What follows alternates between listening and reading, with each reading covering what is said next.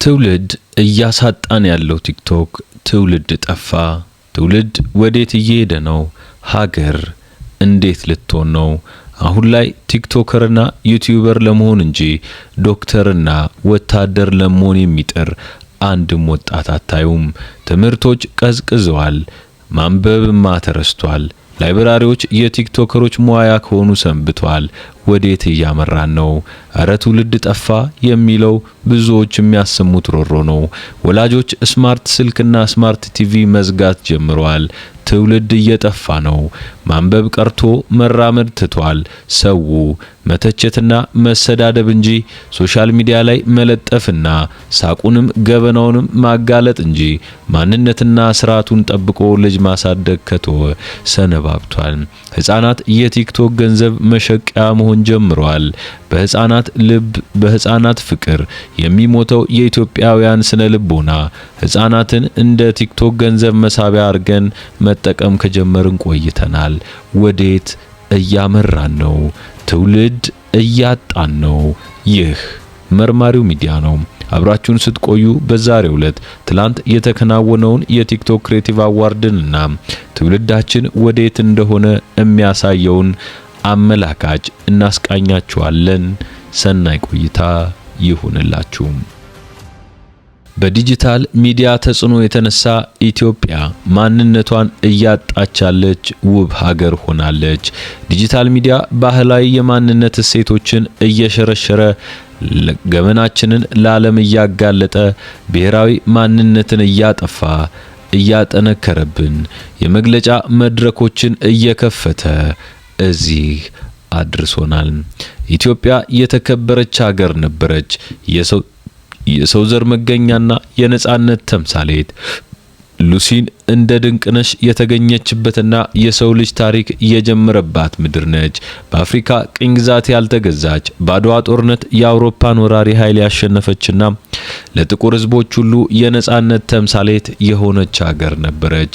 እንደ አክሱምና ላሊበላ ያሉ ጥንታዊ ስልጣኔዎች ባለቤት ስትሆን በተለይ ከወጥ አለት የተፈለፈሉት የላሊበላ አብያተ ክርስቲያናት የሀገሪቱን የጥበብነት ጥግ ያሳያሉ። ኢትዮጵያ ከሌላው ዓለም የተለየ የራሷ የሆነ ድንቅ መገለጫ ያላት ሀገር ናት። በዓለም ላይ የራሷ ፊደል ገበታ ግዕዝ ያላት ብቸኛ አፍሪካ ሀገርና የራሷ የሆነ የ13 ወራት ያሉት የቀን አቆጣጠር የተላበሰች ውድ እንቁ ሀገር ናት። ዓለም የሚወደው ቡና መገኛ ኢትዮጵያ ከፋ ነው። የቡና አፈላል ስነ ስርዓቱ በራሱ ትልቅ የቱሪስት መስህብ ነው።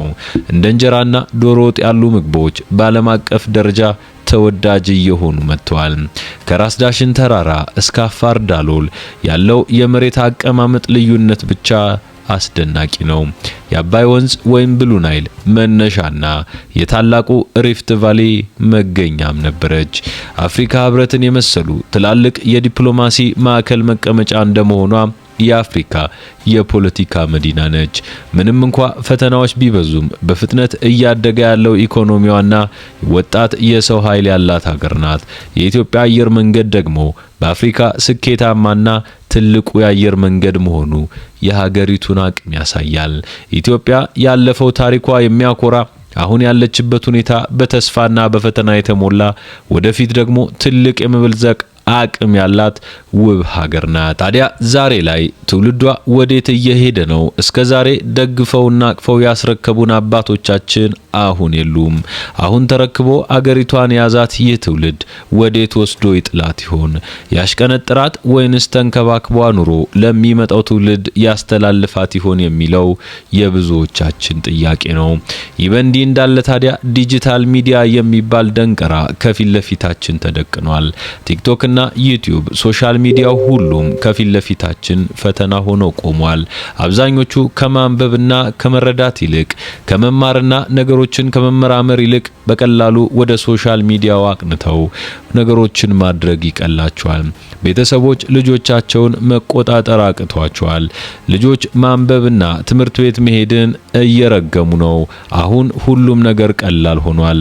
ትንሽ የቲክቶክ አካውንት የምታስከፍት ስልክ መግዛት፣ ቲክቶክ አካውንት መክፈት፣ ሰዎችን መሳደብ አጉራ ዘለል መሆን፣ ስርዓት ማጣት፣ ከዛም መሰገጥ፣ መፈመስ፣ ማስታወቂያዎችን መስራት፣ ትንሽ ሳንቲሞችን መሰብሰብ፣ ጊዜያዊ ኑሮ መኖር፣ ዶክተር ለመሆን፣ አስተማሪ ለመሆን፣ አገሪቱን ለመጠበቅ ወታደር መሆን፣ አየር አብራሪ ወይም ፓይለት መሆን አሁን ላይ ተትቷል። ምን መሆን ትፈልጋለህ? ቲክቶከር። ምን መሆን ትፈልጋለህ? ዩቲዩበር። ምን መሆን ትፈልጋለህ? የሶሻል ሚዲያ ኢንፍሉዌንሰር፣ ፖድካስት አዘጋጅ። እነዚህ የሚመለሱ መልሶች በአዲሱ የትውልድ አእምሮ ውስጥ የተቀመጡ ናቸው። ይሄ ያስፈራል፣ ያሳዝናል። አንዷ ታክሲ ላይ ስትሄድ ለሰዎች ስለ ልጇ የስማርት ስልክ መውደድ እየተናገረች ነበረ። ቀበል አርጎ አንዱ መለሰላት፣ ታዲያ ልክና ደግ አደረገ እንጂ እዚህ ሀገር ላይ ዶክተር ሆኖ ማን አለፈለት? አስተማሪ ሆኖ ማን ኑሮ እየኖረ ነው? ወይስ ሌላ ሙያ ላይ ተሰማርቶ ማን አተረፋላት? ስማርት ስልክ መውደዱን አትጥዩ፣ ቲክቶከር ሆኖ ያሳልፍልሻል ሲል አብዛኛው የታክሲ ተሳፋሪ ሳቀበት። እሱ ግን ተናገረ፣ አዎ እውነቴን ነው። አሁን ያለው ሪያሊቲ ከዚህ የተለየ አይደለም። ፌስቡክ፣ ቲክቶክ፣ ቴሌግራም፣ ሌሎች ሶሻል ሚዲያዎች ብዙ ገንዘብን እያስገኙ ነው። በእርግጥ ትውልዱ እየጠፋ ነው። ወደፊት አክሞ የሚያድን ሐኪም፣ ሀገር የሚጠብቅ ወታደር፣ ዕውቀትን የሚዘራ አስተማሪ ሀገሪቱ ላይ ላናገኝ እንችላለን። ግን ሪያሊቲው እሱ አይደለም። ቲክቶከሮች የሚይዙት መኪና፣ ዩቲዩበሮች የሚኖሩበት ቤት እጅግ አስደማሚ ነው። ኢትዮጵያ ውስጥ ሀብታምና ሚሊዮነር ለመሆንም በቅቷል። ይህንን እያየ እንዴት ትውልድ ሊማር ይችላል? እንዴት ወደ ስራስ ሊሰማራ ይችላል? ሲል ባለ ታክሲውን ሞገተው። ሰው መልስ አልነበረውም። አዎ እያለ አንገቱን አቀርቅሮ ከንፈሩን ከመምጠጥ ውጪ ያደረገው ነገር የለም። ትውልዳችን እየጠፋ ይሆን ወይ የሚል ጥያቄም ለማንሳት የወደድነው ለዚሁ ነው። በትላንትናው ዕለት በተከናወነው በዚህ የቲክቶክ ክሬቲቭ አዋርድ ላይ የታዩ ነገሮች በጠቅላላ ሀገራችን ሙሉ በሙሉ እንደተቀየረችና እንደተለወጠች የሚያሳይ ነው። ባህሎቻችን ጠፍተዋል። እሴቶቻችን የሉም። ሃይማኖት መከበር አቁሟል። ሰዎች በገለፍተኝነት በሞራልና በአጀባ ብዛት ብቻ መመካት ጀምረዋል። አለባበሶቻቸው የውጭ ሀገር ነው። አንዱም ኢትዮጵያዊ አይመስልም። አነጋጋሪ የተባሉ ወንዶች የለበሷቸው የሴት ልብሶች ሌላ ትርጉምን የሚያሰጡ ነበሩ። እጅግ ወደሚያሳዝን ነገር እየገባን ነው። ዲጂታል ሚዲያ ቀላል እንዳይመስላችሁ። ፌስቡክ፣ ቲክቶክ እና ቴሌግራም በኢትዮጵያ የማንነት ጉዳዮች ላይ የሚያመጡት ዋነኛ ችግር ወይም ፖላራይዜሽን እና ባህላዊ እሴቶችን መሸርሸር ዋናዎቹ ናቸው። ዲጂታል ሚዲያው በዋነኝነት ጥቅም ላይ የሚውለው በዚህ በቲክቶክ እና በፌስቡክ ብሔር ተኮር ንትርኮችን ለመቀስቀስ እያገለገለ ነው። የተለያዩ የፖለቲካ ተዋናኞች የማህበራዊ ሚዲያ መድረኮችን ተጠቅመው የየራሳቸውን ጎሳ ተኮር ትርክቶች እየፈጠሩ በህብረተሰቡ ውስጥ የነበረውን ፓን አፍሪካዊ ብሎም ፓን ኢትዮጵያዊነት ማንነት እየሸረሸሩት ነው። ሌላው ደግሞ የሄት ስፒች ጥላቻን እየዘሩ የሐሰት መረጃ ዲስኢንፎርሜሽን እያሰራጩ በፍጥነት እንዲሰራጭን በማድረግ በብሔር ብሔረሰቦች መካከል ያለውን ግንኙነት እንዲሻክርና ግጭቶች እንዲባባስ እያደረጉ ነው።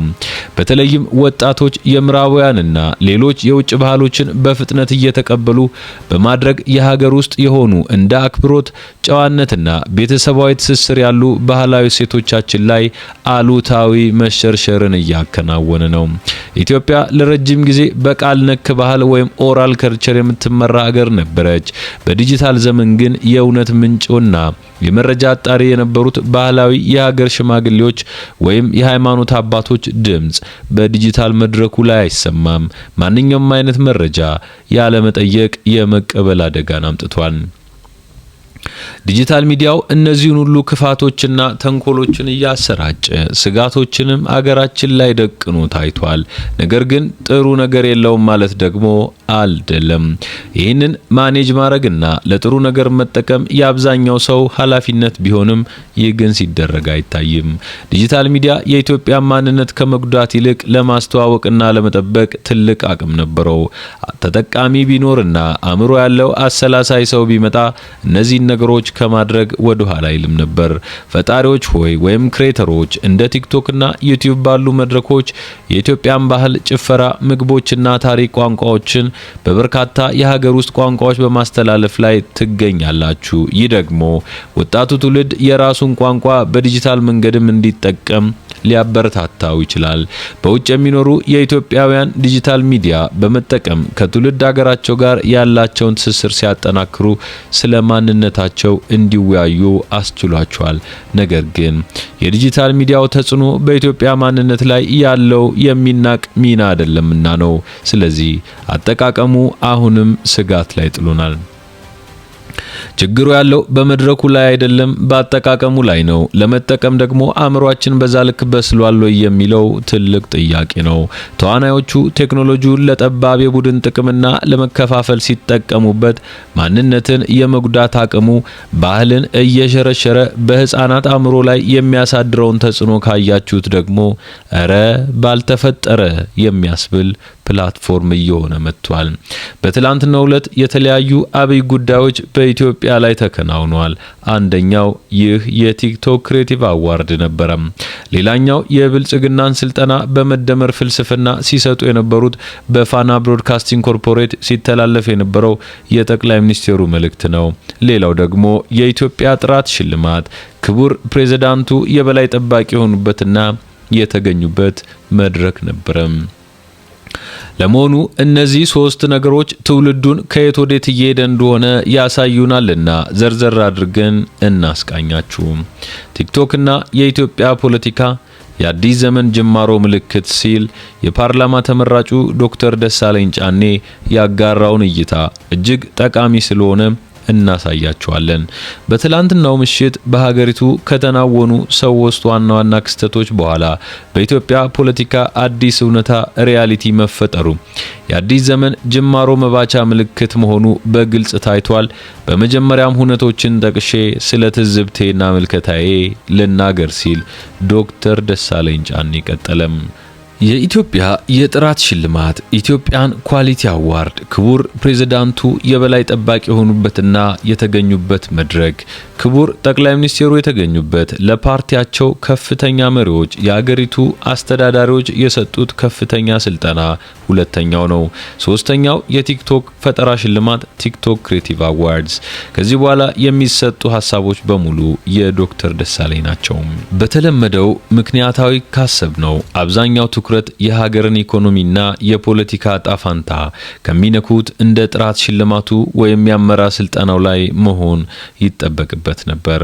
የሆነው ግን በተቃራኒው ነው። የሁሉንም ትኩረት ይዟል ማለት በሚቻልበት ሁኔታ ከፍተኛ መወያያና መነጋገሪያ የሆነው ግን የቲክቶክ ተጽዕኖ ፈጣሪዎች ሽልማት ነው።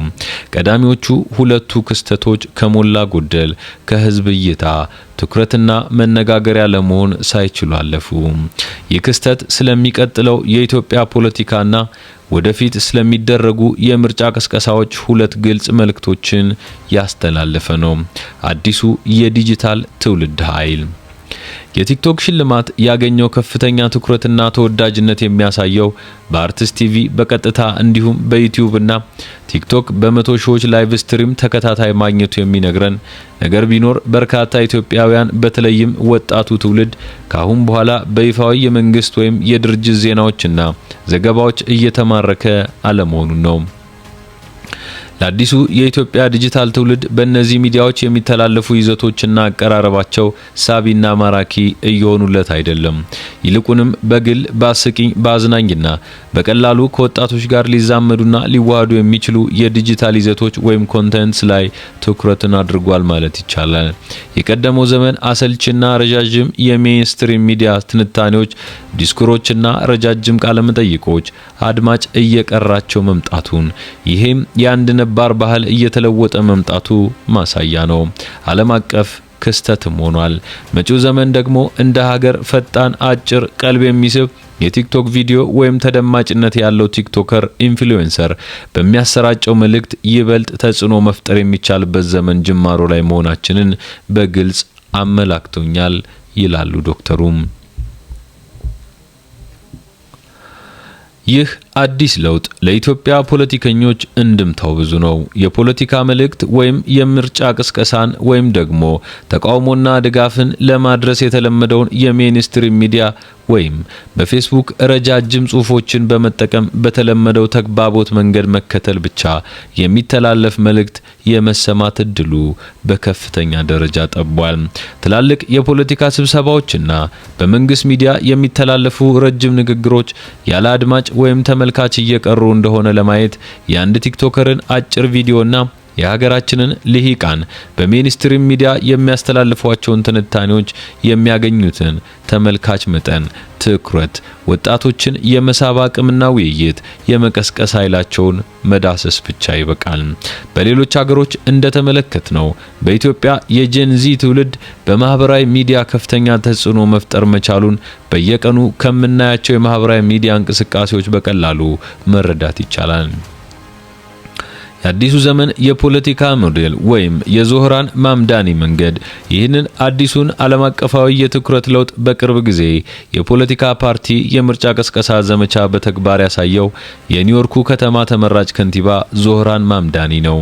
ወጣቱና ጁኒየር ካውንስልማን የነበረው ብዙም የፖለቲካ ተሞክሮ የሌለው ዞህራን የምርጫውን ዋነኛ ተፎካካሪ የነበሩትን የቀድሞ የኒውዮርክ ሀገረ ገዢ ጉምቱ ቴክኖክራት አንድሪው ኩሞ የታዋቂው የበፊት የሲኤንኤን ጋዜጠኛ ክሪስ ኩሞ ታላቅ ወንድም ድል ያደረገው በዋናነት በምርጥ የማህበራዊ ሚዲያ ቲክቶክ ስትራቴጂው ነው። ዞህራን የተከተላቸው የማህበራዊ ሚዲያ ቅስቀሳ ስልቶችም አስደናቂ ነበሩ። ቀለል ብሎ ይቀርባል። አፕሮቻቢሊቲ ዞህራን ፎርማል የሆነ አለባበስና አቀራረቡን ትቶ በጎዳና ላይ ሰዎችን ሲያነጋግር ወይም ፖሊሲዎቹን በቀልድ መልክ ለተመራጮች ወይም ለመራጮች ሲያብራራ የሚያሳዩ አጫጭር ቪዲዮዎችን ተጠቀመ።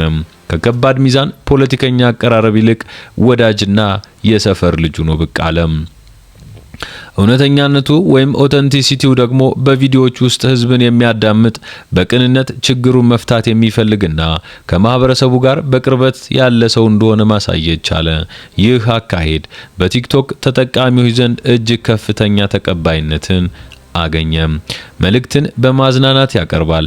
የረጅም ጊዜ የፖሊሲ መረጃዎችን ሳይቀር አጭርና አስደሳች በሆነ መንገድ በማቅረብ ወጣቶች የፖለቲካውን ጉዳይ በጨዋታ መልኩ እንዲረዱ ታረገ። ዞህራን ማምዳኒ ያሳየን አንድ መሰረታዊ እውነት አለ። ከባድ የሚባሉ የፖሊሲ ጉዳዮችን እንኳን የሰውን ቀልብ በሚስብ አዝናኝና ቀላል መንገድ ካላቀረብን የወጣቱን ትውልድ ትኩረት በቀላሉ ማግኘት ይናፍቀናል። ዘመኑ ተቀይሯል። በዓለም ላይም ሆነ በኢትዮጵያ የፖለቲካ ውድድር ካሁን በኋላ የረጅም የሚዲያና የአዳራሽ ቅስቀሳ ወይም በተለመደው አይነት ረጅምና አሰልቺ ፕሮፓጋንዳ ሳይሆን እንደ ቲክቶክ ባሉ ባጭር ቪዲዮ መልእክትን የማስተላለፍና ትኩረት የማግኘት ውድድር እየሆነ መምጣቱን ትላንት ከተካሄዱ ሁነቶች መረዳት የሚቻል ይመስለኛል። የኢትዮጵያ ፖለቲከኞች ይህንን መረዳትና እንደ ቲክቶክ ባሉ የማህበራዊ ሚዲያዎች ላይ ንቁ ተሳታፊ መሆን የምርጫ ጉዳይ ሳይሆን ግዴታ ነው። መልእክቶቻቸውን ከህዝቡ ጋር በሚቀራረብ እውነተኛና አስደሳች በሆነ መንገድ ማስተላለፍ፣ ለዚህ ደግሞ ዘመኑ ያፈራው ቴክኖሎጂ መጠቀም ግድ ነው። በትላንትናው ምሽት የቲክቶክ ተጽዕኖ ፈጣሪ ተሸላሚዎች እንኳን ደስ አላችሁ በማለት በቀጣይ ጊዜያት የበለጠ አገርንና ህዝብን የሚጠቅሙ ስራዎችን ሰርታችሁ የተሻለ ተጽዕኖ እንድትፈጥሩ ምኞቴ ነው ሲል ዶክተር ደሳለኝ ጫኔ ንግግሩን አገባዷል። ለመሆኑ የዚህ የጄኔሬሽን ለውጥ ወይም የትውልድ ቅብብሎሽ የት ያደርሰን ይሆን? ቲክቶክ ሶሻል ሚዲያውስ ወዴት ይገፈትረን ይሆን? የምናየው ይሆናል። አብራችሁን ስለነበራችሁ እያመሰገንን በሌላ ዘገባዎች እስከምንገናኝ ድረስ የዛሬውን አበቃን። መልካም ጊዜ እንዲሆንላችሁ እንመኛለን። ሰላም ሁኑ።